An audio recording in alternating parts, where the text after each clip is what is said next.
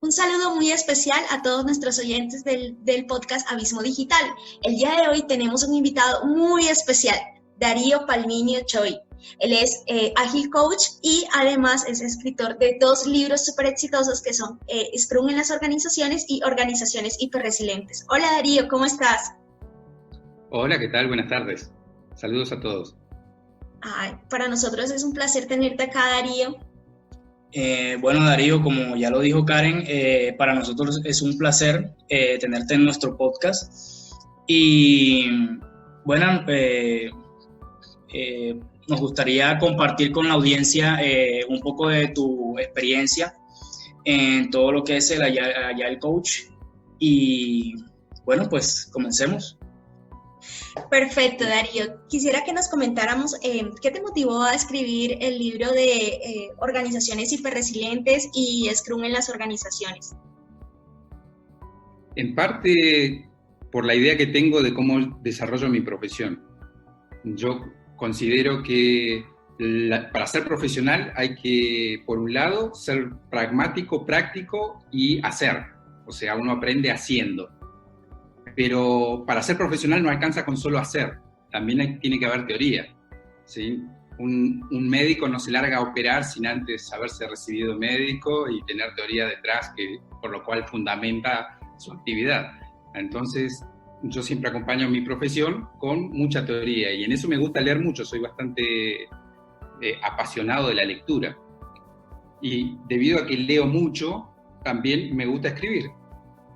De tanto leer, como tengo muchas cosas en mi cabeza y parte de mis motivaciones es escribir ideas, escribir cosas que se me ocurren, y escribir técnicas que se me ocurren, etc. Entonces, por ejemplo, Scrum en las organizaciones, me surgió la motivación justamente eso de que me gustaba escribir y empecé a escribir cómo yo iba implementando Scrum en el día a día, cómo lo estaba implementando yo en particular. Hace varios años no habían tantos libros de Scrum, ahora hay muchos libros de Scrum, uno tiene para elegir a montón, pero en ese momento no habían tantos y eso me motivó un poco a escribir, bueno, cómo podría implementar Scrum en el día a día. Ahora, en este caso, escribí un libro el de Organizaciones hiperresilientes y que la principal motivación que me llevó a hacer eso también se debe a la profesión que estoy haciendo en este momento, que está relacionada a transformaciones digitales, transformaciones organizacionales, y al contexto actual de crisis y pandemia. Entonces se unieron esas dos cosas y me motivaron a escribir el libro. Claro, no, el tema de la transformación digital ha tomado mucha fuerza y ahorita con la pandemia, la crisis provocada por el coronavirus, eso lo que ha hecho es aumentar, digamos, aumentar de manera significativa todo este avance tecnológico y vemos que son muchas las empresas que han desaparecido y son muchas las empresas que están siendo afectadas precisamente porque no se tomó a tiempo, digamos, un plan de transformación, de poder trabajar de forma, digamos, ágil y utilizando las diferentes plataformas o las diferentes herramientas tecnológicas que están ahorita a la mano. Entonces, esas empresas yo creo que son las que más se han visto afectadas por todo este tema del COVID. Así es, y en gran parte fue ese uno de los motivantes de haber escrito el libro. De hecho, en el libro, cuando inicio el libro, tomo un chiste, la imagen de un chiste que anduvo circulando como meme hace unos meses, cuando inició la pandemia, que decía, que mostraba en la oficina una junta directiva donde el CEO estaba comentando que, bueno, que la transformación digital no era tan importante en este momento y mostraban una bola del COVID que venía a chocar el edificio. No, eso no lo vimos. Vimos fue ¿cuál fue la principal causa de la transformación digital en el 2020? Entonces decía la aplicación de nuevas tecnologías, daban como varias opciones y la última decía de coronavirus. Claro. O sea, sí o sí, o te transformas o desapareces. Sí, es que el COVID fue, digamos que el detonante de toda esta ola de transformación digital y muchas empresas se puede decir que estaban en pañales en en cuanto a transformación digital, ¿no?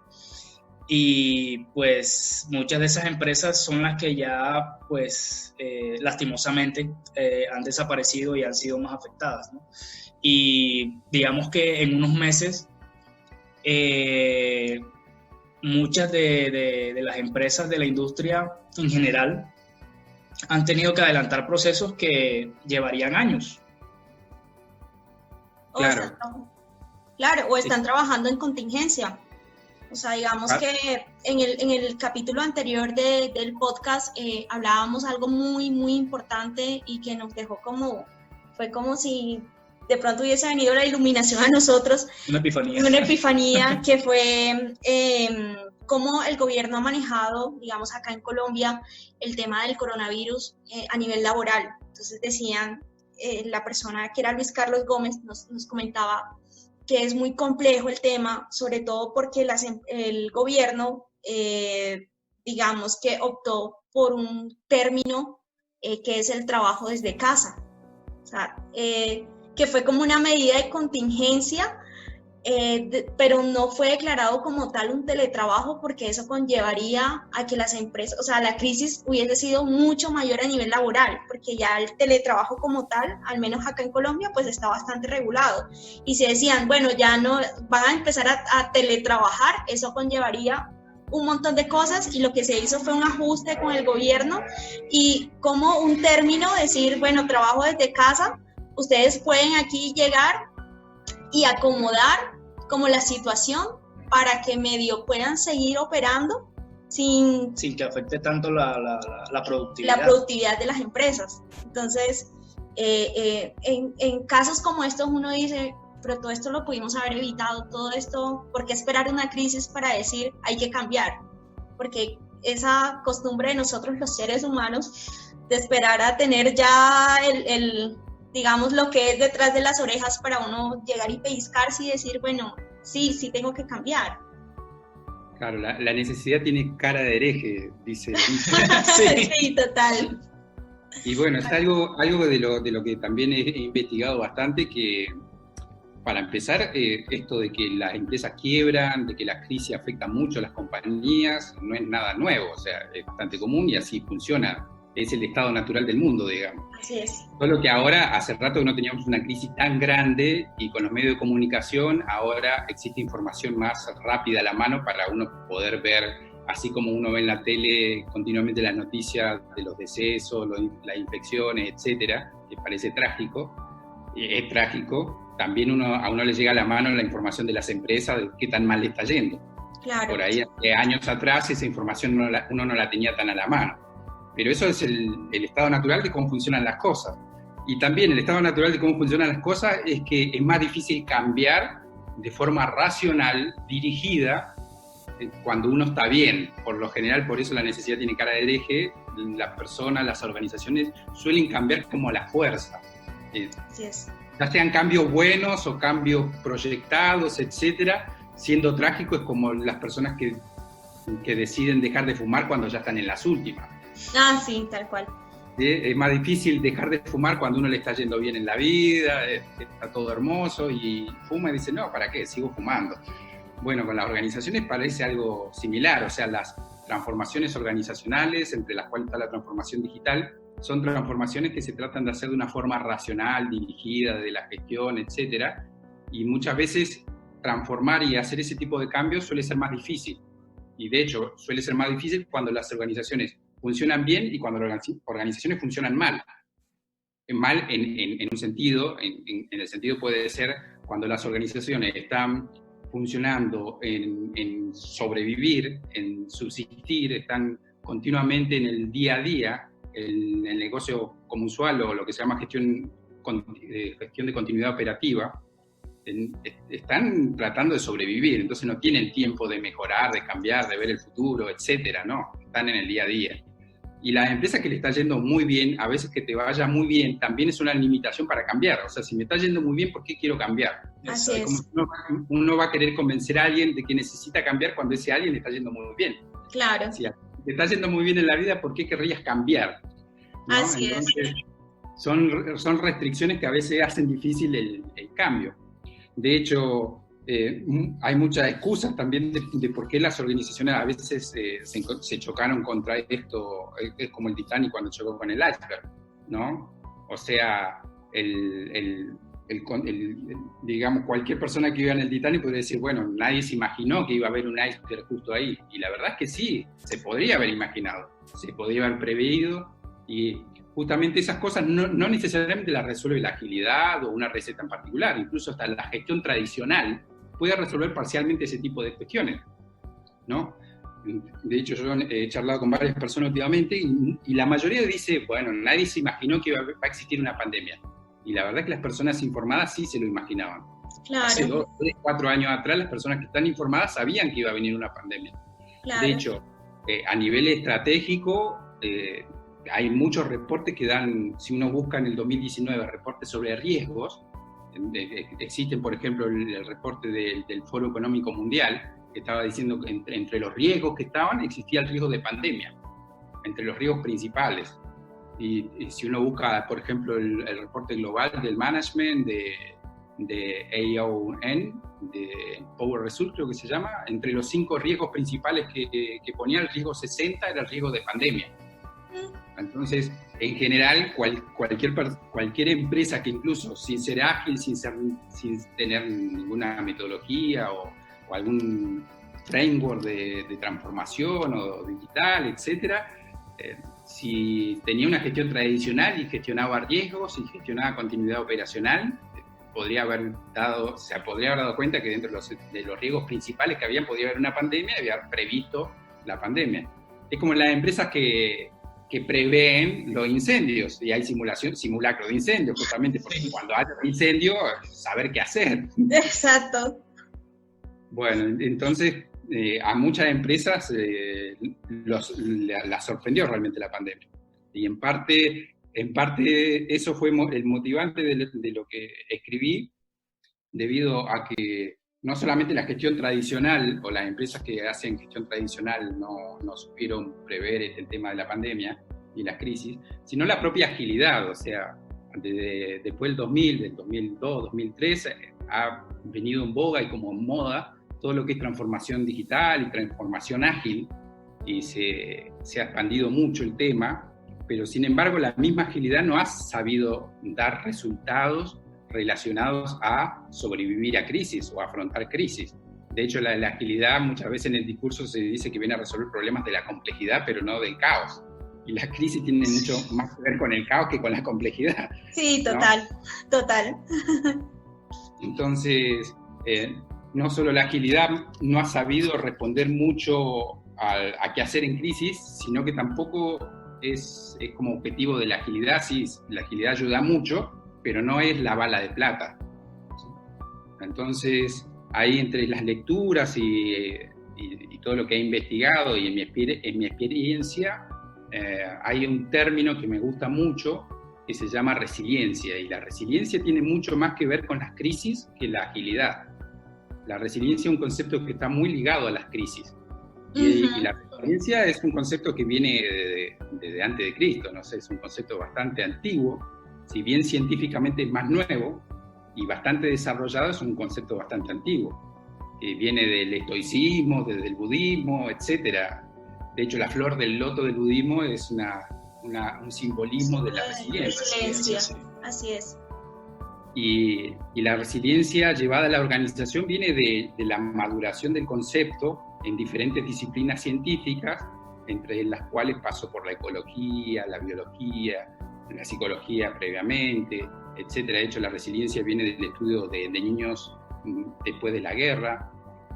Entonces llegó a las organizaciones, y en las organizaciones llegó por ahí con las normas IRAM, y con bastantes comunidades y movimientos que venían a traer soluciones relacionadas con resiliencia en las organizaciones. De hecho, las normas IRAM proponen lo que es gestión de la continuidad operacional, que es justamente cómo planificar la continuidad operacional para las organizaciones que sufren eventos catastróficos.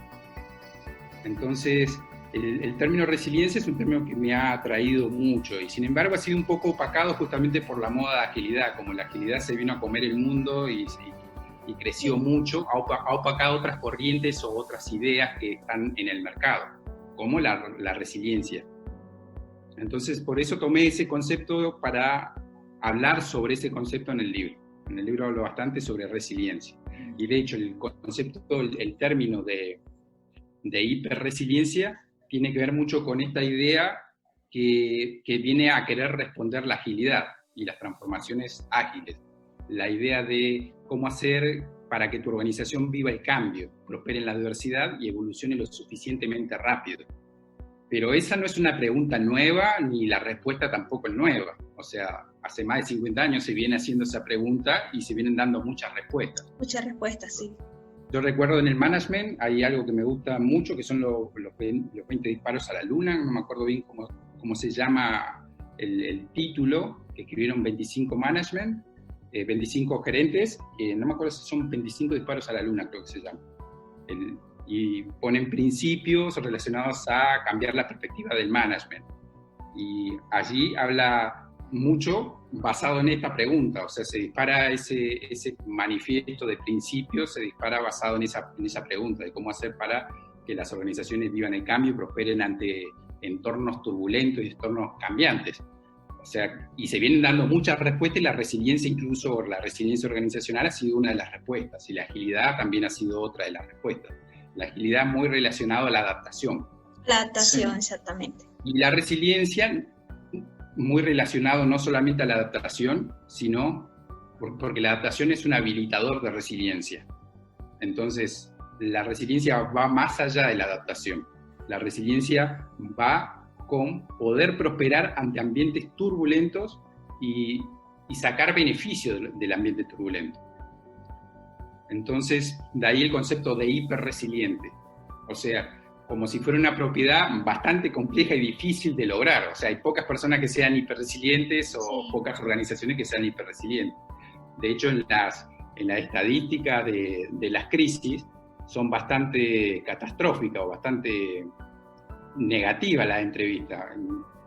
Si uno googlea y busca diferentes números relacionados a estadísticas relacionadas a las crisis, por ejemplo, hay una que está relacionado a la recesión. Hay varias relacionadas a la recesión como crisis, y que las empresas, el 17% de las empresas colapsan en cualquier recesión. Y el 74% de las empresas sobreviven a la recesión, y un 9%, solamente un 9%, prosperan en la recesión. Dentro de ese 9% están las empresas hiperresilientes. O sea, el 9% son empresas resilientes, por lo general. Y dentro de ese 9% hay un pequeño porcentaje que son hiperresilientes.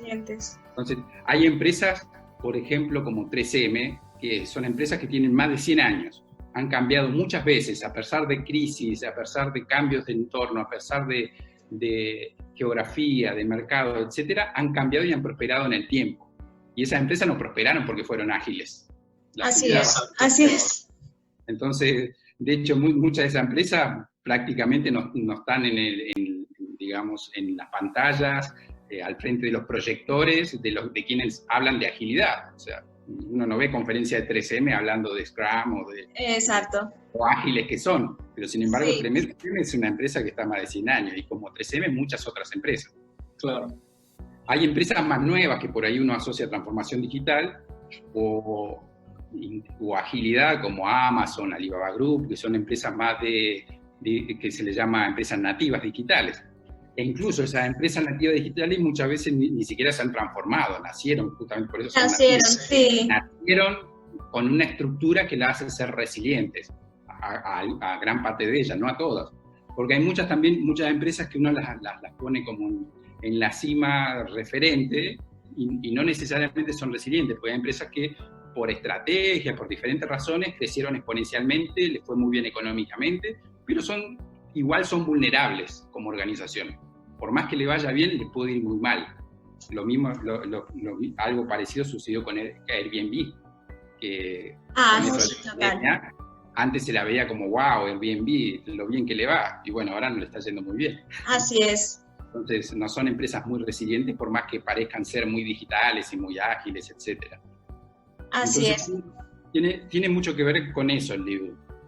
De hecho, hay algo que cuando escribí el libro que me inspiró también a escribir el libro, es una película que vi justo al principio de la pandemia, que me sobraba el tiempo y empecé a ver todo tipo de películas, series, no sabía qué hacer de mi vida. Me sobraba tiempo.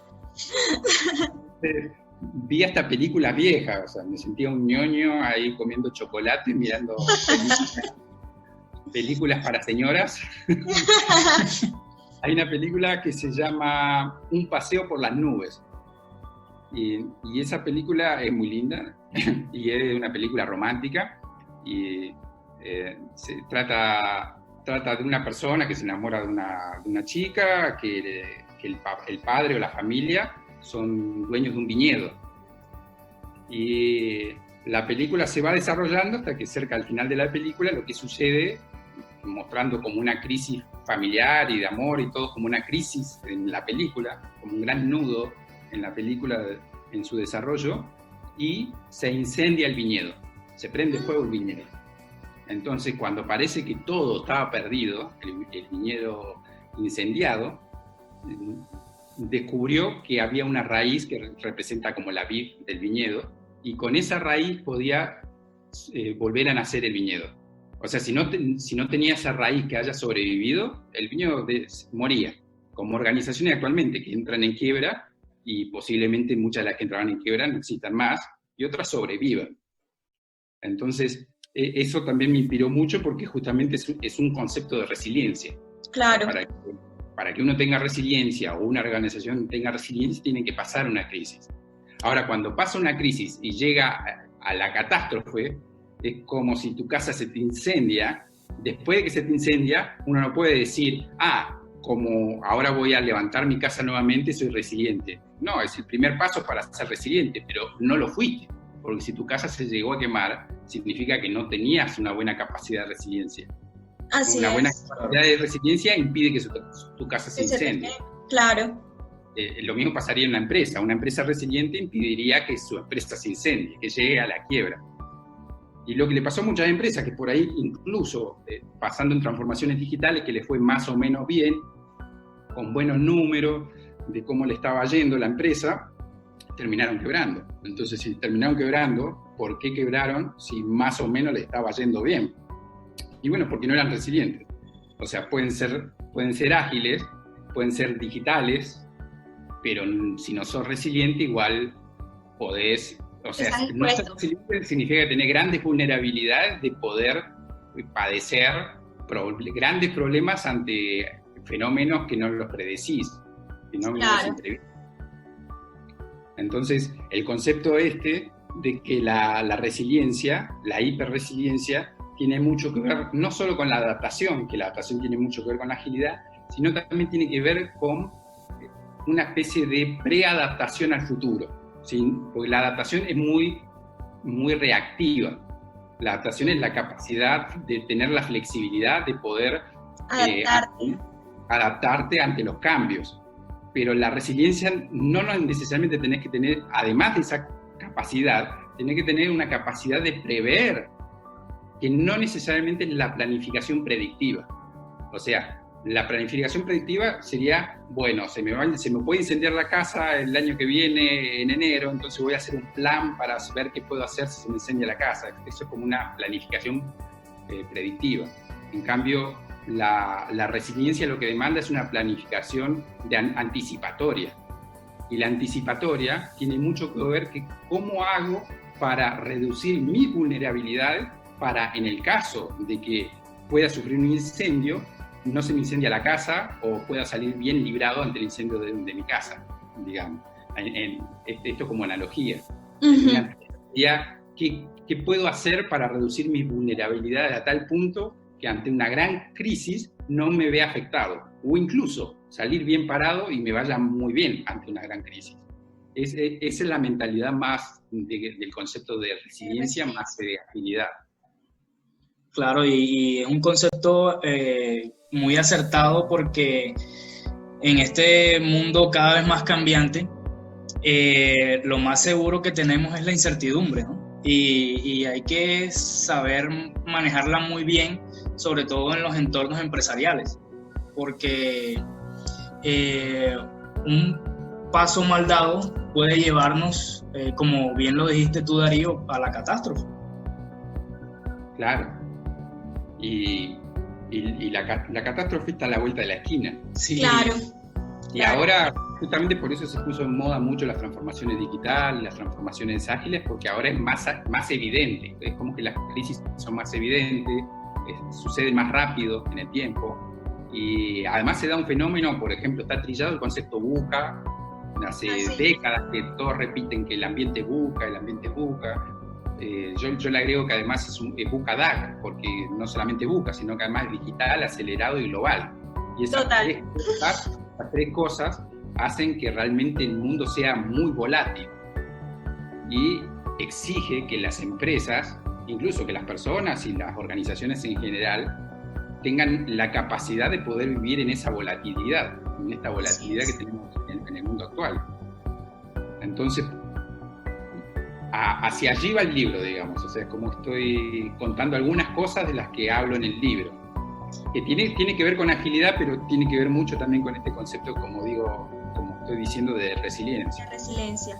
Súper interesante el libro, Darío, y muy, muy importante, porque yo creo que el tema de la concientización que estamos teniendo todos, o sea, hablo de todos, desde los diferentes ámbitos de nuestra vida, o sea, tanto en la parte laboral como en la parte personal, familiar, digamos que todos estamos como en esa etapa de introspección, de decir, bueno, ¿cómo puedo ser mejor? Que esto no me vuelva a suceder. Bueno, eso es lo que esperamos que todos estén pensando. ¿Cómo hago para que, como dices tú, la acción correctiva? ¿Cómo hago para que esto que me pasó ahorita ya no me vuelva a suceder cuando vuelva otra situación así o peor? Entonces, pienso que leer el libro tuyo es una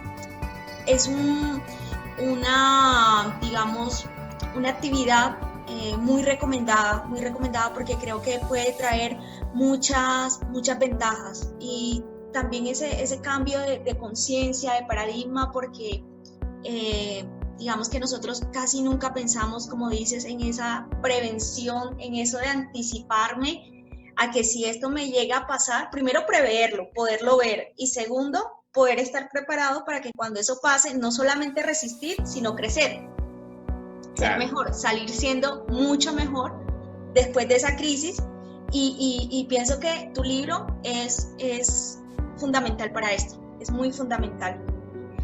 Darío, yo te quiero hacer una pregunta, te voy a aprovechar aquí la asesoría gratis. Sí. ¿Tú cómo recomiendas abordar el tema de gestión del cambio en empresas, digamos, tradicionales que han estado en el mercado por más de 50 años, pero que tienen esa resistencia al cambio, que tienen como esa resistencia a tomar cosas nuevas, a dejarse guiar, a dejarse, digamos, luchar contra el que siempre lo hemos hecho así y nos ha funcionado, ¿por qué voy a cambiar ahora? ¿Cómo crees tú que uno podría abordar eso como profesional? Sí, para empezar hago énfasis en eso, que es muy común, o sea, es más común de lo que uno piensa. Yo no me canso de escuchar en las empresas la frase típica de esto siempre funcionó así, o cosas que parecen gravísimas, que no colapsaron el sistema de suerte. Bueno, si no te afectó, no colapsó, entonces ¿para qué cambiarlo? ¿Para qué cambiar? Sí, total. Uno dice, ¿pero qué quiere esperar a que colapse? O sea, si no colapsó, ahora va a colapsar. No, colapsó, pero todavía sirve. Todavía sirve. No colapsó, pero todavía sirve. Bueno, y ahí me da pie también para otro concepto que hago énfasis en el libro, que es un cambio de perspectiva. También algo que uno nota cuando empieza a trabajar en las organizaciones, en el mundo empresarial, es que existe una perspectiva que yo le llamo prescription thinking, o un pensamiento orientado a la prescripción. O sea, las organizaciones están orientadas a un pensamiento orientado a la prescripción. Cuando contratan consultoras, cuando contratan empresas, agile coach, etc., están buscando una solución, pero no están buscando un resolvedor de problemas, por decir una palabra que creo que no existe, resolvedor de problemas. pero no están buscando a alguien que resuelva problemas. No te contratan, no contratan a fulanito para, tengo un montón de problemas, venía a ayudarme a resolver mis problemas. No, te contratan porque te dicen, quiero que implementes Scrum en mi empresa, quiero que implementes Safe en mi empresa, quiero que implementes agilidad en mi empresa. Es como que ya las empresas demandan soluciones empaquetadas. Y eso también, uno no sabe qué está primero, el huevo o la gallina, que hace que los vendedores, los consultores, etcétera, lo que venden son soluciones empaquetadas también. O sea, hay un fuerte pensamiento orientado a la prescripción. Entonces, todos están vendiendo OKRs, Scrum, Kanban, escalamiento de Kanban, escalamiento de Scrum, están vendiendo Safe, DAT, etcétera, Lean Thinking, Design Thinking, etcétera. O sea, todas recetas, todas esas son recetas. Incluso hasta la misma agilidad es una receta, es una prescripción. Habrán muchas definiciones de qué es agilidad, pero lo concreto que el core de agilidad es el manifiesto ágil, que es un sitio web donde hay una receta. Es una receta. 12 principios. Claro, 12 principios, 4 valores, que es una forma de pensar, una forma de un enfoque, cómo abordar determinado tipo de problemas, que en el caso concreto del manifiesto ágil es cómo desarrollar software de calidad ante este entorno que existe turbulento y cambiante, pero no deja de ser una receta. Entonces, cuando viene alguien y te quiere vender agilidad, es como me estás vendiendo la solución sin antes ver cuál es mi problema. Entonces, parte de esto de que yo promuevo en las organizaciones de gestión del cambio es dejar de pensar en recetas y empezar a pensar más en organizaciones, o lo que le llamo pensamiento organizacional o organization thinking, es pensar más en organizaciones. O sea, a mí me gustaría más que hayan conferencias, comunidades, donde se junten diferentes profesionales para abordar la temática organizacional y tocar diferentes temas relacionados a cómo afrontar los temas organizacionales y la organización actualmente ante este contexto. Y no tanto comunidades que están encerradas en soluciones, como Scrum Day, Agile, o uno busca diferentes tipos de comunidades o conferencias, y en realidad son todas conferencias que están abocadas a un tipo de receta, a hablar sobre un tipo de receta dentro del contexto. Entonces es algo que promueve la gestión del cambio en las empresas, empezar a pensar a términos de organizaciones, no a términos de recetas. De recetas. Y por otro lado, otra cosa que está muy relacionado a este concepto de pensar en términos de organizaciones, es de que así como uno no tiene que pensar en organizaciones, después surgen las recetas. O sea, tampoco uno no puede rechazar que las recetas son necesarias, ¿sí? Son necesarias. O sea, los métodos, metodologías, marcos de trabajo, técnicas, etcétera, son formas de recetas que son necesarias. Pero para llegar a eso, primero uno tiene que abordar la organización y los problemas organizacionales para llegar a ese tipo de receta. Entonces, eso es lo que promuevo. Y por otro lado, también algo que promuevo es que no existen las balas de plata. Es como que uno escucha mucho sobre balas de plata. Todos tienen la solución y la bala de plata. Y realmente las empresas son tan complejas que no existe eso que uno podría llamar la bala de plata. De hecho, hay muy pocos profesionales que estarían avalados para dar una especie de bala de plata relacionada a la organización. Porque la organización misma, cuando uno empieza a pensar en términos de organización, no hay muchas profesiones abocadas a la organización. Si uno busca en las universidades, uno puede encontrar, el ingeniero eléctrico, ¿a qué se dedica? El ingeniero mecánico, ¿a qué se dedica? El médico, ¿a qué se dedica? Todos tienen como un objeto de estudio. El informático, ¿a qué se dedica? El ingeniero en sistema, ¿qué se dedica? Bueno, ahí se complica, porque los ingenieros en sistema se pueden dedicar a nadie sabe qué hacen los ingenieros en sistema. Y la mayoría de la mamá de los ingenieros en sistema piensan que los ingenieros en sistema reparan computadoras. Exacto, total. Pero un administrador de empresa, ¿qué se dedica? Y uno podría decir, ¿qué profesión se dedica a la organización? Y no hay profesión que se dedique a la organización, uno podría decir el administrador de empresa. Y sí, el administrador de empresa mira la organización y trata de entenderla, trata de estudiar como objeto de estudio, pero no es en realidad el objeto de estudio, porque ya la profesión tiene un sesgo, porque viene de la administración, y ya surgió con ese sesgo administrativo donde se veía la organización como un objeto para administrar, para un fin determinado. Que hace muchos años, con el paradigma mecanicista, el fin era hacer plata. Claro. Para hacer plata, administrar esta organización. Y para hacer plata es necesario tener recursos, y de ahí vienen los recursos humanos, etc. Entonces, nace la administración de empresas ya con un sesgo. No es el objeto de estudio de la organización en sí. Después, cuando hace un máster, yo de hecho ahora estoy haciendo un máster que es desarrollo organizacional, ya ahí empieza uno a enfocarse un poco más en lo que es la organización. Pero sí que tiene un sesgo. Por lo general, en el desarrollo organizacional se enseña a la gente que justamente recursos humanos, que ya tiene el nombre, tiene un sesgo. Claro. La gente de recursos humanos ve el desarrollo organizacional, y eso muchas veces uno lo ve en las transformaciones digitales, en las transformaciones organizacionales, que lo que llevan a la transformación son justamente las personas que menos se dedican a la organización. De hecho, muchas veces la gente que viene del desarrollo organizacional, que está más enfocada en recursos humanos, que se sube tarde al barco de la transformación. Y últimamente las transformaciones surgen con un sesgo TI que viene más de tecnología, sí, de sistemas y de informática, como de ahí por lo general surgen lo que son las transformaciones digitales. Transformaciones digitales, sí, claro. Entonces, eso es otra cosa que promuevo cuando hablo de gestión del cambio, de que no hay una bala de plata y es muy seguro que haya un sesgo. Entonces, para abordar gestión del cambio es que tenga una mirada multidisciplinaria, multiperspectiva, con diferentes profesionales para, de entrada, no arrancar con un sesgo. Así un es. Sesgo profesional. Porque cuando arranca desde TI, muchas veces tiene el sesgo profesional de TI. Y TI a veces no mira tanto el negocio, no mira la parte financiera, a veces tampoco mira mucho la parte humana, la parte cultural.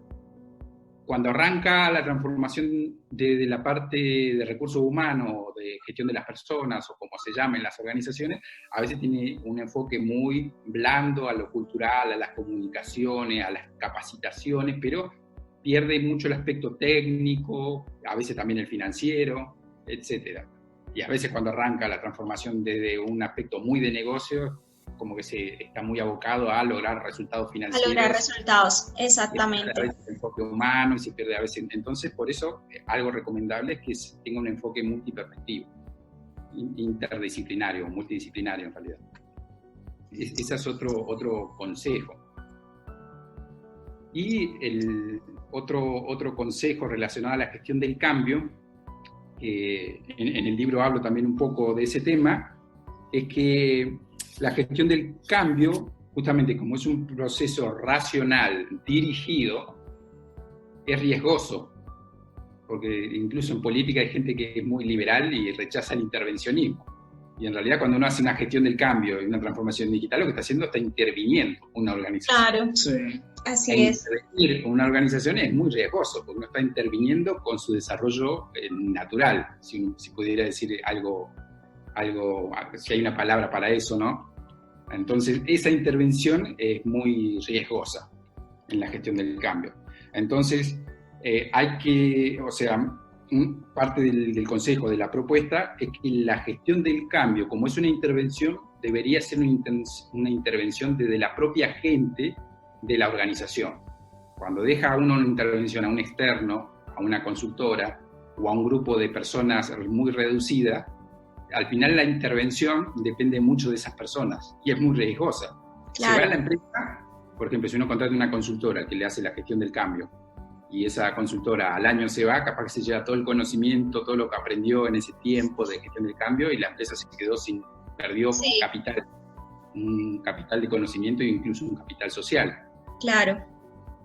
Entonces, la gestión del cambio, lo ideal es que sea la propia organización y la propia gestión la que gestione el cambio. La gestión misma es gestionar el cambio, solo que las empresas, por lo general, se transforman, cuando crecen, se desarrollan y llegan a una etapa de conservación, es como que se rigidizan y la gestión deja de gestionar el cambio. Sí. No, que la gestión lo que busca es gestionar la continuidad operativa. Claro. Y a veces así lo hace mal. Sí, trate eso a veces. Ay, Darío, súper interesante todo lo que nos comentas. Nos ha encantado este episodio. Te damos las gracias por compartir con nosotros. ¿Podrías comentarnos dónde podemos conseguir tus libros? Bueno, por ahora el libro está en Amazon, está en formato digital, O sea que en Amazon uno busca organizaciones hiperresilientes, el nombre es más largo, pero con buscar solamente ese nombre uno la encuentra. Organizaciones resilientes, cómo hacer para que tu organización viva el cambio, prospere en la adversidad y evolucione lo suficientemente rápido. Es el título del libro en Amazon. Está digital y dentro de poquito saldrá la versión en papel. Genial, Súper. genial, súper bien. Para todos nuestros oyentes, en la descripción vamos a dejar el link para que vayan inmediatamente y adquieran el libro digital en Amazon. Y Darío, si te quieren contactar en LinkedIn o a través de un correo para alguna asesoría, consultorías, ¿cómo te pueden contactar? Para lo que quieran, y si tengo tiempo siempre contesto lo que quieran, y entre lo que pueda ayudar, ¿no? Así que sí, escribiendo mi nombre en Google ya me encuentran.